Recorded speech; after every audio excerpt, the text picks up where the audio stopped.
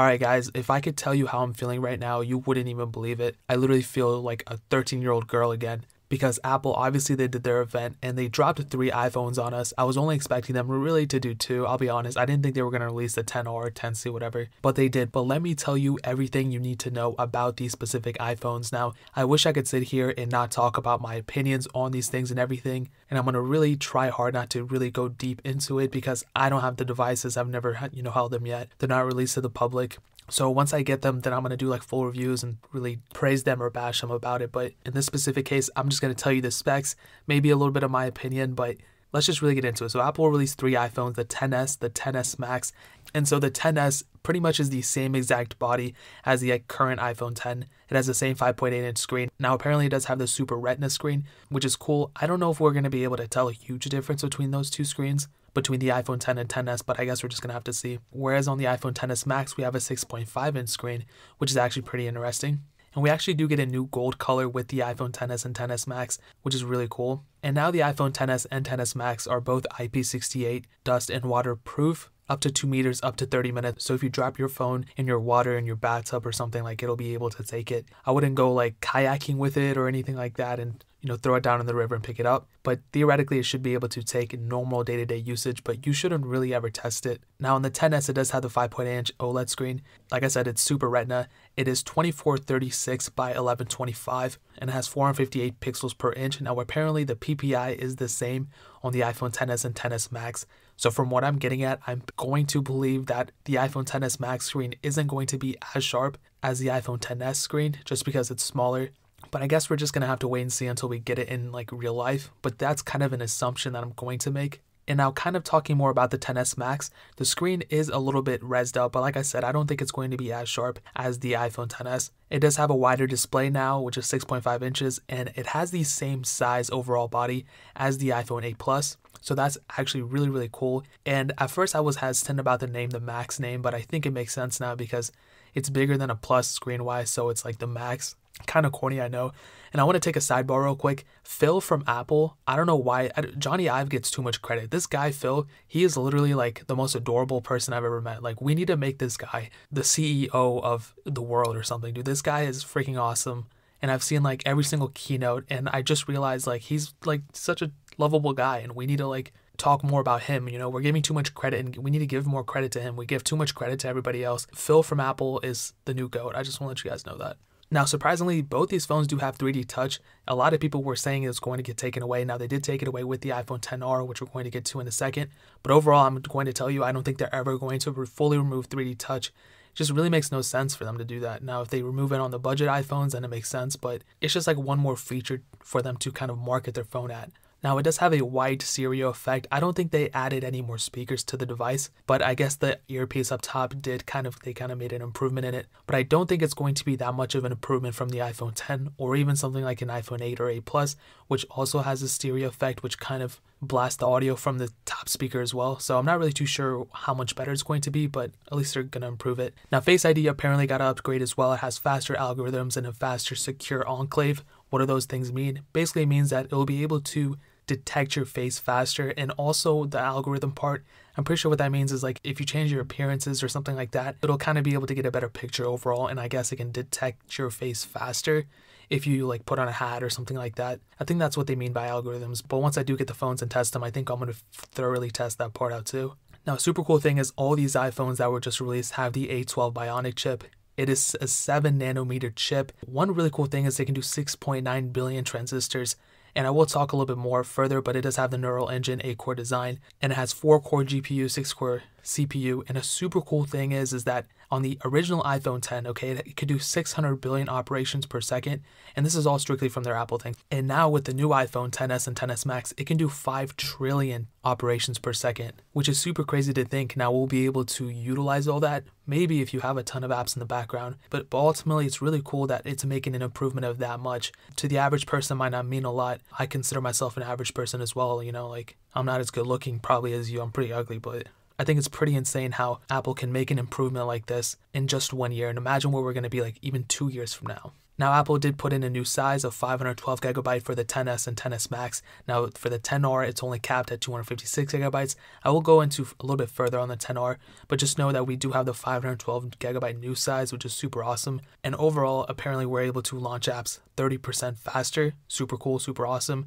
Now, some of these things, like the machine learning and real time and Siri shortcuts and all those things, they're really, really cool. I really hope the machine learning aspect can be brought in into like if there's a problem with the phone, hopefully it can like detect that problem and hopefully stop it from happening. I don't know if that's kind of where they're going into. I know they're going into more like the Face ID and iMessages and kind of detecting what you're going to type and all that kind of stuff. Now with these cameras, they kind of overall, I'll be honest, they kind of kept the same kind of sensor. They didn't really add too much like crazy stuff going on.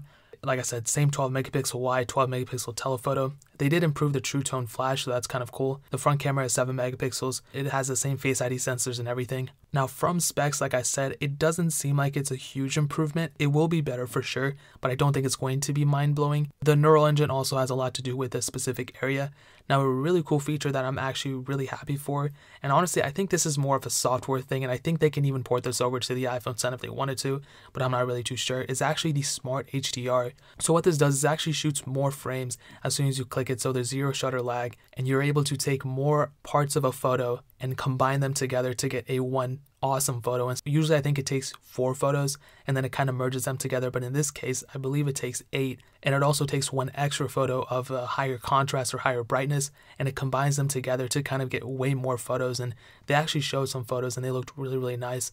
So I'm kind of imagining what people can use this camera for. I definitely do think it's an improvement overall in the software area. And portrait mode and portrait lighting also got a couple of updates here and there. Now with the bokeh effect, which if you guys don't know is the blur effect behind a photo. If you're taking like a photo of your dog or your cat or your mom or something, and you kind of have the blur on the background, this is pretty much the bokeh effect. That's what we call us photographers, us very smart professional photographers. We call that bokeh. I'm just kidding, guys. I'm not like professional at all. And now you can actually adjust that within the photo, so you can turn the blurriness up or down or however you want to. And that's really cool. You can do that straight from the settings. And when I had an Android, actually, I had to do that within like certain apps. And I think on iPhones, you can do that on apps too. But now you can actually just do it straight from the photo app, which is super awesome and super convenient. So we don't have to go and download like other apps or third-party things. We can do it straight from that iPhone itself, which is super awesome. Now videos are updated as well. From what I can tell, I don't know if they didn't really go too far into this, but I think you can shoot 60 frames per second on the front camera at 1080p. On the XS and XS Max, they kind of just put it up there, but they didn't really expand it thoroughly. I think you might be able to do that now, but just keep that in mind. But hopefully once I do get the phone, I can kind of thoroughly test that a little bit more. Now there are some other things, autofocus, auto exposure, and tone mapping kind of got some more updates as well, but kind of minor ones. Switching to the battery life, this is kind of interesting because they claim that the iPhone XS will get 30 minutes more battery life than the iPhone 10. And in my opinion, that kind of seems a little lame. Like, at least it's getting better. But for them to say that, I honestly think they decreased the battery size on the iPhone XS. So I think people will probably have worse battery life on the iPhone XS. And the way they just said it, 30 minutes more, like, why would you even put that in? Like, I don't, honestly, like 30 minutes, I'll take it. But they've kind of said the same kind of stuff in the past too. I think they said the same thing on the iPhone 6s. They said the battery life increased by like 45 minutes or an hour. I don't really remember. But we all know the iPhone 6s didn't have too great battery life. So I can only make the assumption that probably the iPhone XS does have a smaller battery size than the iPhone 10, but it might have better battery life. But with the XS Max, they did put the highest or the biggest battery, so it can actually last an hour and a half more than the iPhone 10. So they're comparing it to the iPhone 10, and it does have a bigger battery size than the iPhone 8 Plus. I will say it's probably like a 3200 milliamp hour battery. I think the highest they ever put was the 6 Plus, and that was about 29, or the 7 Plus, that was like 29 something. So I think this is about a 3100 or 3200. Maybe they put a 3500 one in it, but I doubt it. But you also have to remember that it does have a bigger screen and it has more screen to power. So I can only assume that basically what I'm saying is I would love to compare the iPhone XS Max's battery life to the iPhone 7 Plus's battery life or the iPhone 8 Plus's battery life to see which one is better. Some other smaller things to know for those two phones, the XS and XS Max, there's more bands in this phone than any other phones. It's not free bands, it's not racks or anything, but it's like T-Mobile, Verizon. It can handle more carriers and things than other phones could. There's now a dual SIM option, so you can go, they call it DSDS, eSIM technology was also added in this as well. And it's really cool because you can name the SIMs, so if you want to name one your work or your phone or your home or whatever, and if somebody calls you from that specific SIM, it'll actually show you that it's a number from your work line or your home line. And that's really convenient, so you don't get like mismatched and jumbled, so you can kind of get an idea, oh, this person's calling for my work. Let me kind of, get my suit and tie on and kind of, you know, speak more politely, this and that. Versus if it's like your bro calling you and it says home and it says like bro, you just pick up and like just chop it up with him for a minute. So you can kind of have an idea and you kind of get a little bit more organized in my opinion. Now switching to the iPhone XR, this is a more juicier topic. I kind of like it, okay? I'll be honest. I like the idea of the XR, but it seems kind of strange, and I'll just explain it to me. Just hold on with me for 1 minute, okay? There's been tons of colors added: blue, coral, yellow, silver. Tons of colors were added on this. I believe orange as well. Now, it does have an edge-to-edge display, okay? So it's pretty much like the iPhone X display or XS, XS Max. And I want to say they actually added a product red color as well, so that's super cool. I'm glad they're supporting that cause. It's really awesome that they're doing it. It is IP67 dust and water resistant. It's not waterproof. It's pretty much the same thing as the iPhone 8 and 8 Plus or iPhone 7. I think even the iPhone 10, I think that's only IP67 because my one iPhone 10 got water damage, if you guys remember that. Now the display is LCD, and this is kind of an issue, I would say. It's not really an issue.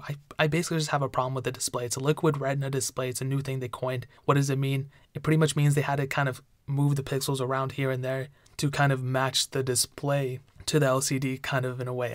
I think that's the most I got from it. But it is 6.1 inches. Now the resolution, there's all sorts of things with the display. It just kind of rubbed me the wrong way. It's 1792 by 828. So this technically means that this display is not as sharp as the iPhone 8 Plus's screen. It actually has a lower resolution than the iPhone 8 Plus, the iPhone 7 Plus, the iPhone 6s Plus, and even the iPhone 6 Plus from so long ago. Now, I'm not saying the iPhone 6 Plus is better than this. That's not what I'm saying at all. But what I am saying is that the screen on this isn't going to be that sharp. But really, that's my main problem with it. And if I can get over the display, now I don't have the display with me. I don't have the phone with me. As you guys know, it just released like 20 minutes ago. But that's my main assumption. And I could be totally wrong, and I hope I'm wrong because this is a phone that a lot of people are going to get. But it really has all the same features as an iPhone 10. It has tap to wake, the True Tone display, it has swipe up. Basically all those gestures from the iPhone 10 work here. The main difference is this phone does not have 3D touch, and I guess this is the one phone where everybody was freaking out about where they were going to remove 3D touch here and there. They removed it on this phone. Is it a big deal? Not really on this specific device. If they did it on their flagships, I would be so mad. But the fact they did it on this one, I mean, they cut corners, they cut the cost a little bit so they can lower the overall cost of it too. It does have the haptic touch, so it's they kind of compared it to like the MacBook Retinas or the MacBook Pros with the trackpad. It kind of has that kind of vibration motor in it. So that's kind of what they have here. So at least that's kind of cool. Pretty much you just long press on everything and it'll pretty much get you to 3D touch in a way. Cool thing is it does have Face ID, so that's really, really awesome. Like I said, it has the same type of newer things, the faster algorithms, the faster secure enclave, whatever that means. And it also has the A12 Bionic chip as well. So you kind of have the same type of performance on all these phones. I do think the XR will probably clocked a little bit lower, and I think it'll only have 2 GB of RAM probably. That's kind of what I'm getting at. It also has on the back a single camera, which isn't too big of a deal. I mean, we all know like the iPhone 8 has an amazing camera too, and that's a single camera. It does have OIS, f1.8 aperture, and the True Tone flash as well.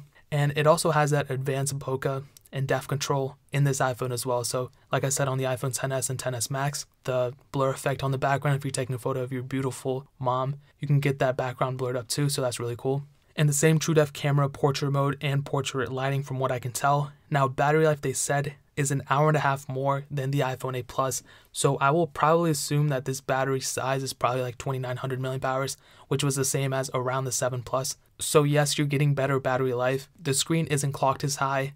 It is a bigger screen though, but really I think it's not going to be amazingly powerful. So I think they could even keep it at like 26 or 2700 of what the iPhone 8 Plus is at and still get better battery life. And it doesn't have 3D touch and it has less things going for it. So I always look at battery size because if they really go down, there's been a trend, and I ran an analysis that I saw a decrease in battery size overall. So I think that's kind of what they're going to do here. But I would expect it anywhere from 2700 to 2900 milliamp. Now to kind of wrap up, there's 6 colors for this.